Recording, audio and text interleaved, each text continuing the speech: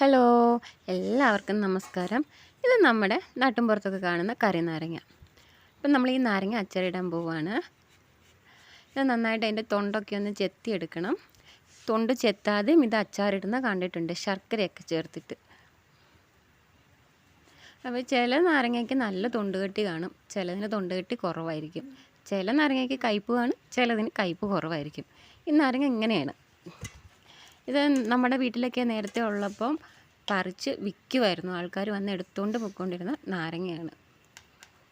അപ്പോൾ നമ്മളതൊന്ന് ചെത്തി വൃത്തിയാക്കി കഷ്ണങ്ങളാക്കി എടുത്തിട്ട് നന്നായിട്ട് ഉപ്പ് പുരട്ടി വെക്കണം. അപ്പോൾ ഞാനിത് കുറച്ച് ഉപ്പ് പുരട്ടിയെടുക്കാൻ പോവാണ്. ഉപ്പ് പുരട്ടി എടുത്ത് ഇത് കുറച്ച് ഫ്രിഡ്ജിൽ വെക്കും, ബാക്കി കുറച്ച് നമ്മൾ അച്ചാറിടും. അപ്പോൾ ആവശ്യാനുസരണം എടുത്ത് അച്ചാറിടാമെന്ന് വെച്ചു. അങ്ങനെ നമ്മുടെ നാരങ്ങ അച്ചാറിനുള്ള എടുത്ത് നിൽക്കുകയാണ്. അപ്പം ഇതൊക്കെ കാണുമ്പോൾ വായിലൊന്ന് വെള്ളം ഊറും, ഒരു കഷ്ണം അറിയാതെ വായിലിട്ട് പോവും. കുറച്ച് എണ്ണ ഒഴിച്ച് കടുക് പൊട്ടിച്ച് അതിലേക്ക് ഇഞ്ചി, കറിവേപ്പിലയും വെളുത്തുള്ളിയും ഒന്ന് വഴറ്റിയെടുക്കണം. ചിലപ്പോൾ പച്ചമുളകും ചേർക്കും. എരിവ് കൂടുതൽ വേണ്ടുള്ളവർക്ക് ഇച്ചിരി പച്ചമുളകും കൂടി ചേർക്കാം. എണ്ണ ഒഴിച്ചിട്ട് കടുക് ഇടേണ്ടത് നന്നായിട്ട് എണ്ണ ചൂടായതിന് ശേഷമായിരിക്കണം, അല്ലെങ്കിൽ കടുക് കലിച്ച് പോകും.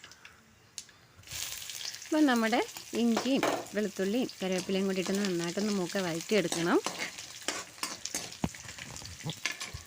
ഇത് വഴണ്ട് വരുമ്പോഴത്തേനും അതിലേക്ക് നമ്മുടെ കാശ്മീരി മുളക് പൊടിയും എരിവുള്ള മുളക് പൊടിയും കായവും ഉലുവാപ്പൊടിയും എല്ലാം കൂടി ഒന്ന് ചേർത്ത് നന്നായിട്ട് മൂപ്പിച്ചെടുത്തിട്ട് അതിലേക്ക് നാരങ്ങയും കൂടെ ചേർത്ത് വഴറ്റി വാങ്ങിയെടുത്താൽ മതി. അച്ചാർ പെട്ടെന്ന് റെഡിയാവും.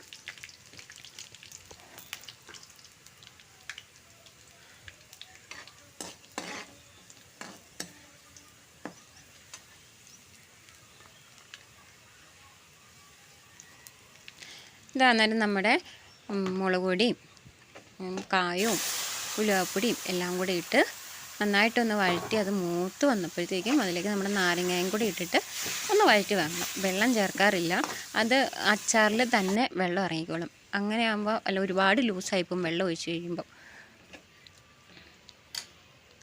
അപ്പോൾ എൻ്റെ ഈ കുഞ്ഞു വീഡിയോ എല്ലാവർക്കും ഇഷ്ടപ്പെട്ടെങ്കിൽ ലൈക്ക് ചെയ്യുക, കമൻറ്റ് ചെയ്യുക, ചാനൽ സബ്സ്ക്രൈബ് ചെയ്യുക.